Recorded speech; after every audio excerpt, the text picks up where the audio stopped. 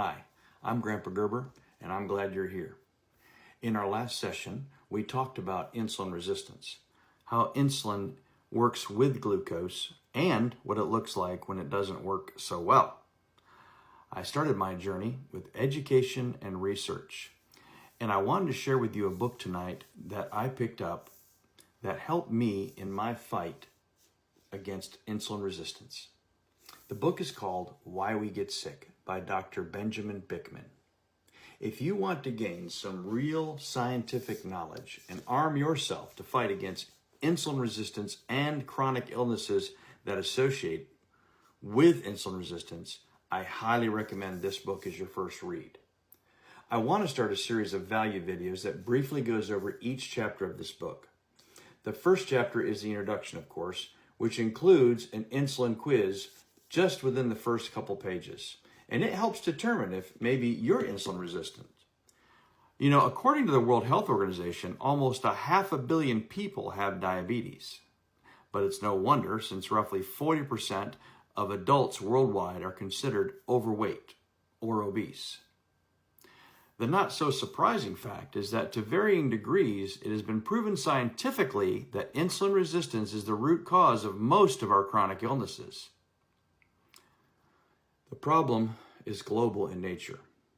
Insulin resistance is the most common health disorder worldwide, affecting up to 85% of U.S. adults, half of all adults in Mexico, China, and India, and more than 1/3 of adults in Europe and Canada. Many people, including medical professionals, either aren't completely familiar with insulin resistance and those connections, or they're just used to the cycle of medicating those symptoms. Does that sound familiar? Insulin resistance is directly linked to various chronic diseases, including high blood pressure, high cholesterol, arterial bleeding, type 2 diabetes, heart disease, Alzheimer's, and cancer. The insulin quiz, just a few pages within this book, is a great place for you to start. Be honest and ask yourself the questions. If you answer yes to at least one or two of them, there's a good chance you may be insulin resistant or headed that way. However, I always recommend checking with your doctor for verification. Be sure to let them know that you are concerned about your insulin. Most blood tests will be able to identify the markers or warnings of insulin resistance. Now, let's look at the questions. Insulin resistance can be identified by assessing risk factors. Within these questions, you'll see those risk factors. Number 1, do you have more fat on your belly than you'd like? Number 2, do you have high blood pressure? Number 3, do you have a family history of heart disease? Number 4, do you have high levels of triglycerides? Number 5, do you retain water easily? Number 6, do you have patches of darker colored skin or little bumps of skin or skin tags on your skin, neck, armpits, or other areas? Number 7, do you have a family member with insulin resistance or type 2 diabetes? Number 8, do you have polycystic ovarian syndrome, PCS for women, or erectile dysfunction for men? Now, these questions reveal a connection to insulin resistance.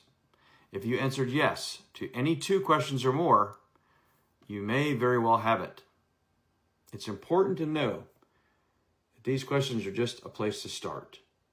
There are many other symptoms and chronic illnesses caused by this resistance within our body.